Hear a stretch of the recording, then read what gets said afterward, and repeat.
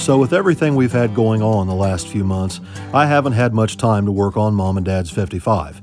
It's been sitting in the garage, covered up, waiting to become a priority again. We've got the short block ready to go, but we need a set of cylinder heads to bolt on it to finish up the engine. So today I'm finally going to take the time to drive up to Talmadge, Ohio to see the guys at Trickflow and pick up a brand new set of their DHC casting cylinder heads. DHC stands for double hump casting.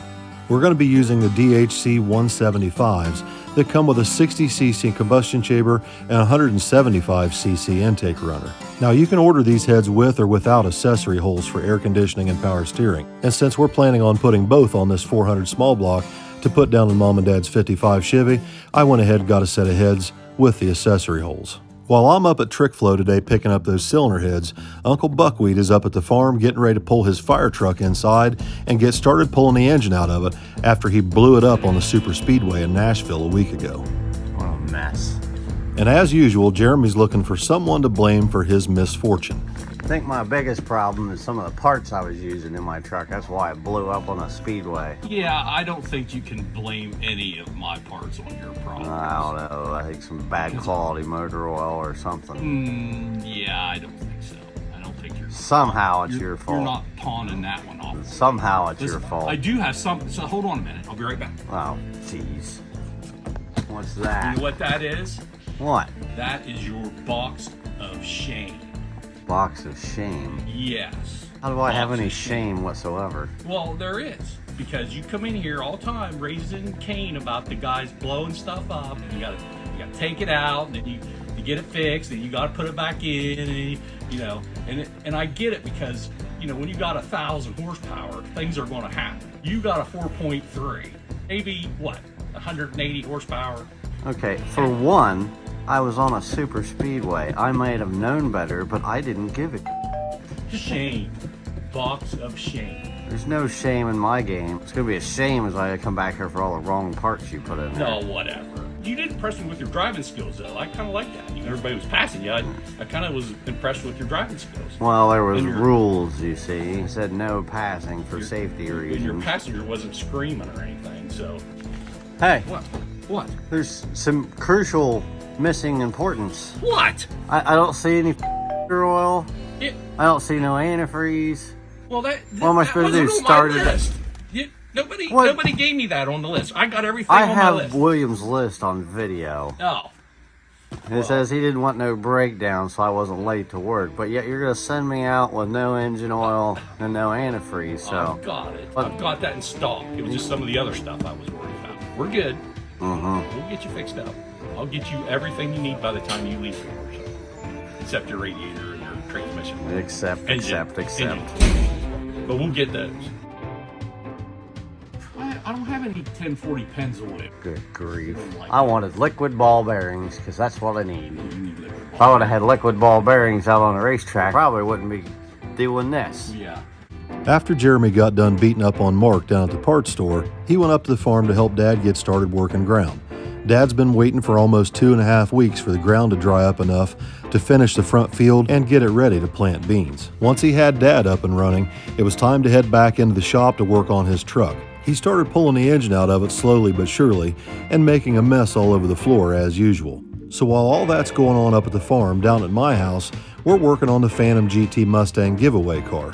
For some reason, the car seems to have a problem with the head gasket on the passenger side. So the guys went ahead and pulled the intake and the passenger cylinder head off of it to check the block closely, and I wanted to check the cylinder head to see if it was warped. After using a straight edge and a light behind it, I determined that the head looked to me like it was a little bit high in the center, which would have caused the problem we're having with the head gasket. So I called up to Uncle Bob's and told him we were on our way to bring this head up there and put it on the mill and see if we can get it straightened up.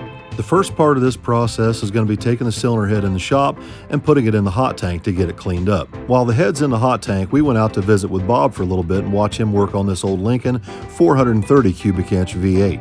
He's got quite a bit of work to do up here at the shop, and the customers' cars are stacked up everywhere for service work. Bob was finishing up putting these Lincoln heads back together about the time Billy was done cleaning that cylinder head up. The next step was to remove all the intake valves out of the little 302 head, as well as the valve cover studs, to get the head ready to put on the mill. Once Bob had the cylinder head bolted down and level, it was time to start making passes, a thousandth at a time, to see just how much we had to take off this head to get the deck surface flat again. We could clearly see after the first pass that the cylinder head was definitely warped. It actually took 5 or 6 thousandths of an inch to get the head flat, but by the time we made the last pass, the deck surface looked good as new. So Billy put the cylinder head back in the hot tank while Bob went ahead and cleaned up a couple of the intake valves on the valve grinder before putting them back in the head and making sure they all pull vacuum. You just gained us 5 horsepower. 5? Just by doing that. Maybe 10.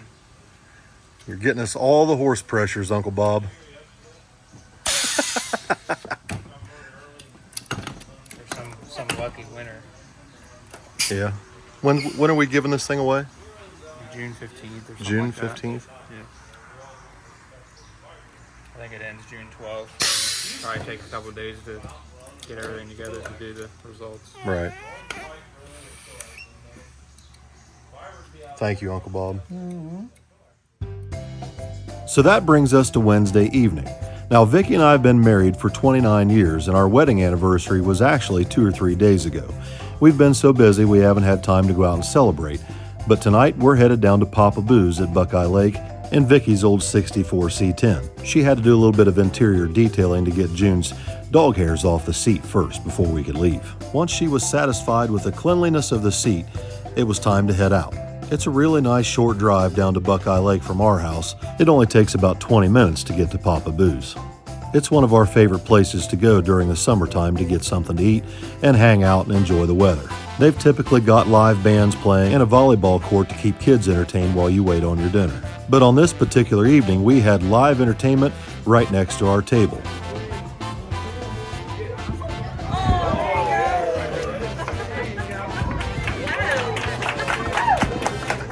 About the time they caught that fish, it was time for us to place our orders. What you getting, Squirrely? Steak on a stick. I'll give you a steak later. I got some deep fried pepperonis while we waited on Vicki's steak on a stick to show up, and my fish basket was really good too. We went home and called it a night early so I could get some sleep to get up the next day to start our next adventure, a road trip of all things, and I had to tell June Pup that it's too long of a trip for her. This time she's going to have to stay home. Today, Billy and I are setting out in his Dodge Dually to go down to see the guys at 10 Soldiers Race Cars and pick up a rear end housing for Jimmy Dale's Mustang. Once we get it loaded up, the plan is to meet Jimmy Dale in St. Louis, Missouri to swap out the rear end housing for Billy's big block Chevy out of his Nova, which is finished at Mike Henson's Racing Engines in Oklahoma, and Jimmy Dale's picking it up and meeting us halfway.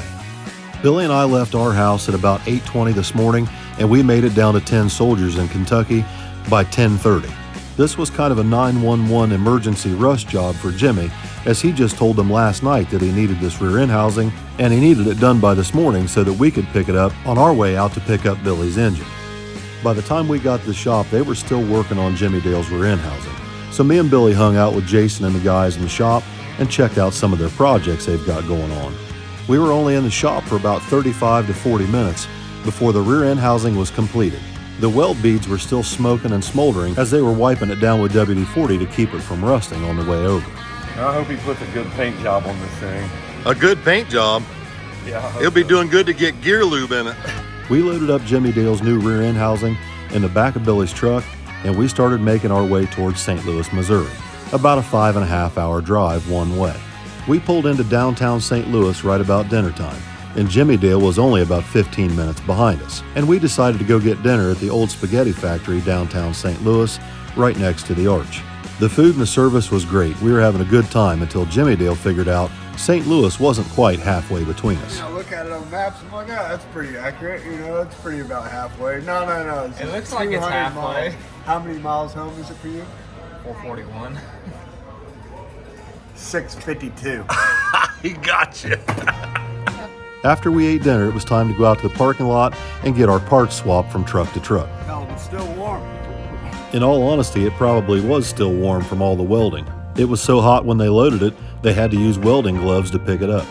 Anyway, the boys finished getting their parts all swapped around and got the bed organized to keep everything safe on the trip home. Then it was time for Jimmy Dale to head southwest out of downtown, right past the Cardinal Stadium, and for us to head back across the Mississippi River on the Martin Luther King Jr. Bridge.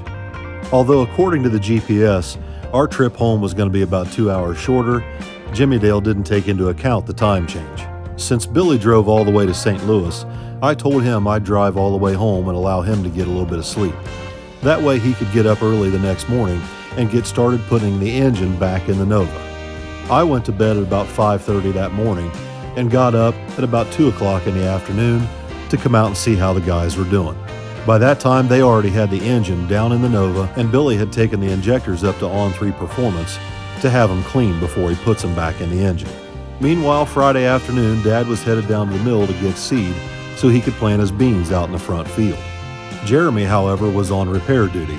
It seems that Dad had a little run of bad luck with his cultipacker and broke the hitch off of it. So Jeremy ran out the field with a skid loader and the forks and picked it up to bring it back to the shop and make repairs. I need to apologize to my brother. He gets it honest. After Jeremy got done grumbling, he welded the hitch back together on the cultipacker, Good enough for farm use. and I hopped in the 64 to head up to the farm to see if they needed any help. As I pulled in the driveway, I could see Jeremy and Dad up at the barn, getting ready to load fertilizer and seed in Dad's old John Deere grain drill. Well, today we're getting ready to run beans. Dad broke the cultipacker. I got it fixed, got it hooked back up to the disc for the other field. And then we've been working on the drill. So I got to grease every piece on this thing. Each one of these hubs, 2, 3, 4, so there's 15 of them hubs, and these chains, all the links for the trips, all the shafts for the counters, and then up in here, each one of these gear clusters gets grease wiped on it. Each one of these for the ferts, fertilizer, gear drives, planar gear drives, which are up front. All that stuff needs to be hit with grease. The next thing me and Dad's gonna do is take it out and dry run it. And I'll run on the right on the running board and make sure everything's clicking and going, and all these seed pods have got to be so they'll catch the seed. And they drop them into these cast hubs, and then they spit out down here. So as this disc pulls the dirt back away from here, this drops the seed in, and this drag chain here covers them back up. While Jeremy's busy loading seed in the grain drill, Dad hops down to make some last-minute adjustments to the carburetor on the A. It seems he's gotten a bunch of dirt in the bowl here in the last couple of days, and so he had the carburetor off the tractor and completely apart just a couple hours ago. So now when they do get started planting beans, they're most likely going to have to make some adjustments to the idle and load needles on the carburetor to get the tractor to run properly.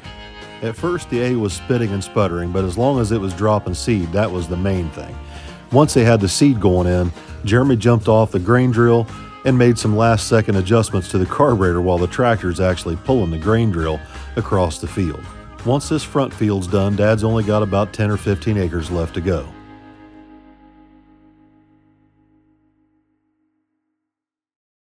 All right, everybody, so it's Friday night. We're back here at the shop. The boys are out here working on the Nova. They're just about ready to fire it up. The Mustang's all put back together. It sounds good, although we've got a slight header leak that we're fighting. We might have to take a header back off of it and take it up to Bob's and machine the header flange to get it to seal. But outside of that, the Mustang is back together and seems to be running really good. So once we get this Nova fired up tonight, we need to bring it up to temperature, put it on a two-step a couple times, heat cycle it, and let it sit overnight, and then tomorrow we have to retorque the head gaskets. So that's what we're up to right now.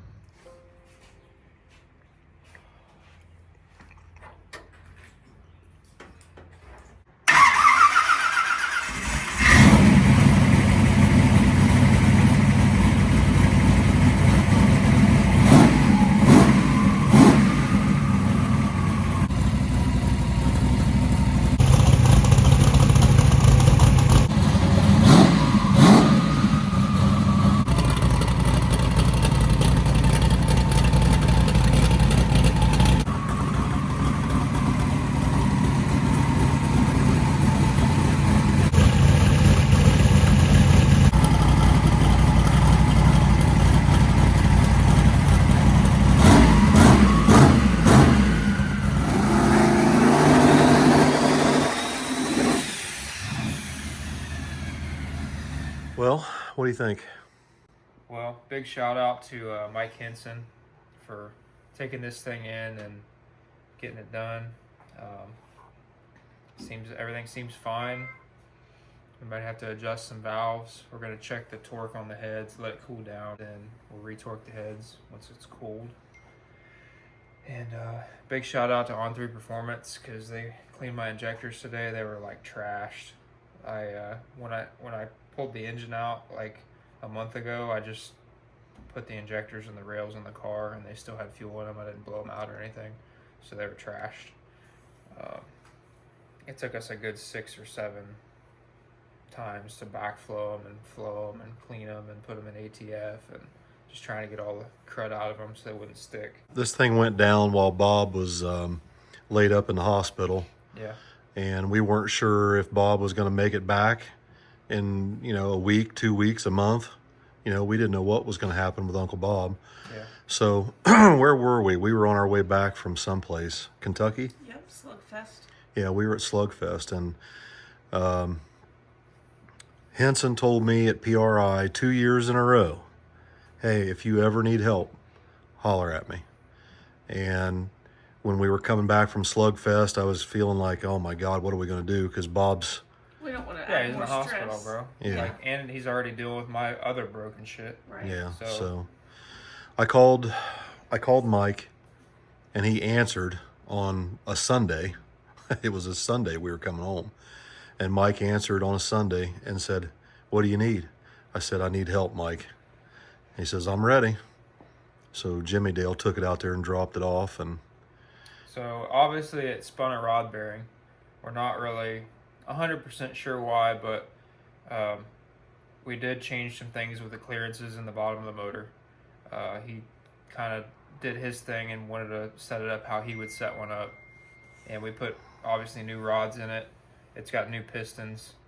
The skirts of the pistons were tore up a little bit from lack of oiling downstairs.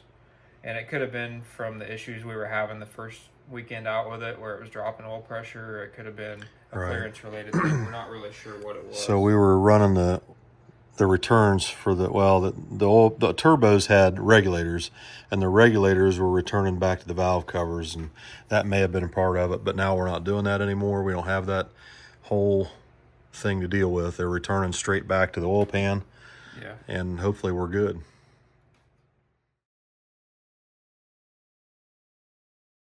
Well, welcome back, everybody. So, big news here tonight. Look who's home. Not only do we have oil pressure in my Nova, twin turbo small block, we have oil pressure in Billy's twin turbo big block. Pretty exciting stuff. I haven't had much time to work on the Malibu's engine.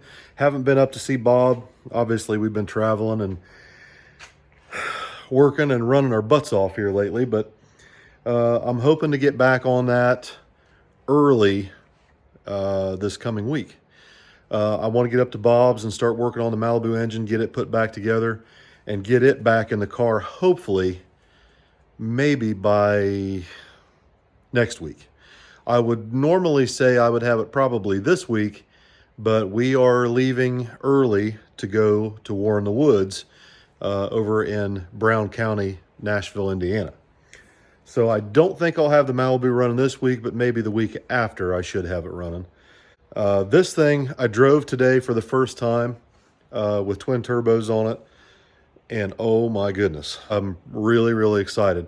Now I know it's just a little 355 small block Chevy. It's a stock bottom end, but it did make 10 pounds of boost today very, very easily without any trouble on gate. And I didn't really hold it because I hadn't had the timing light on it, and I had no idea where the timing was. But let's just say, even with only 30 degrees in it initial, it makes plenty of power. So pretty excited about that. You'll see that. We covered all that. We filmed all that for Billy's channel. There's a whole bunch of stuff that Tommy's editing probably right now as I'm finishing this. Working on the red car and getting it running again, and driving it for the first time to Billy's shop and then driving it back with boost. It was pretty interesting. Really exciting for me. I didn't think this day would ever come, honestly, but I'm really, really happy to have my old car back. You know, it's been a long time, and I didn't ever think it would have twin turbos on it. So thank you to Billy, Robbie, Kenny, and everybody that's been working on that project. I don't even know what to say. It's really cool. I'm really excited. Like, for the first time ever, I have my own twin turbo car to tune on, and the carburetor on this thing is an ATM 750 E85 blow-through carburetor, and so far it's phenomenal. It drives and cruises really nice, no problems, and I haven't touched this thing. It is literally out of the box, bolted on, just like all the other carburetors. This one, if they can pull this off, if I don't have to mess with this carburetor, it's going to be a miracle. I mean, that's a lot to ask of somebody to completely build a brand new blow-through carburetor and have it work without having to mess with it, without having to make any changes, but we'll see. I'm sure I'll have to tune it a little bit to dial it in to get it perfect, but so far, it's really, really, really good. I'm really, really happy with it, and it's beautiful. They had these bowls custom chrome plated for me at RC Components, I should say. And speaking of which, I'll probably be calling them here pretty soon because the old Kraggers are a little outdated on this thing.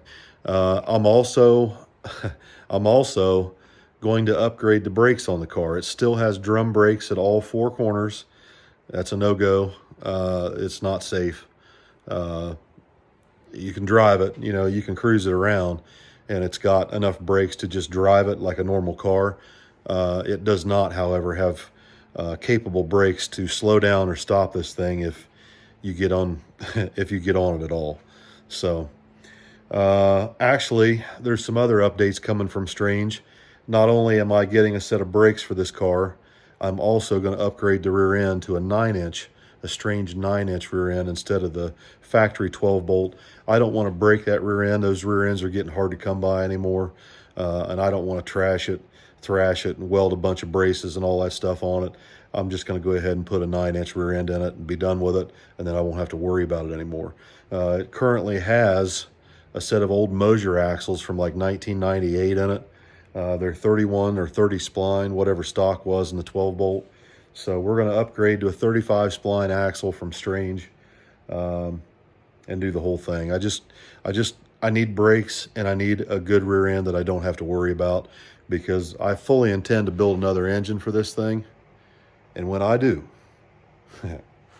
we're going to pick right up where the S10 left off with a little 400 and a 750 blow-through carburetor, because I can assure you, that thing wasn't done making power.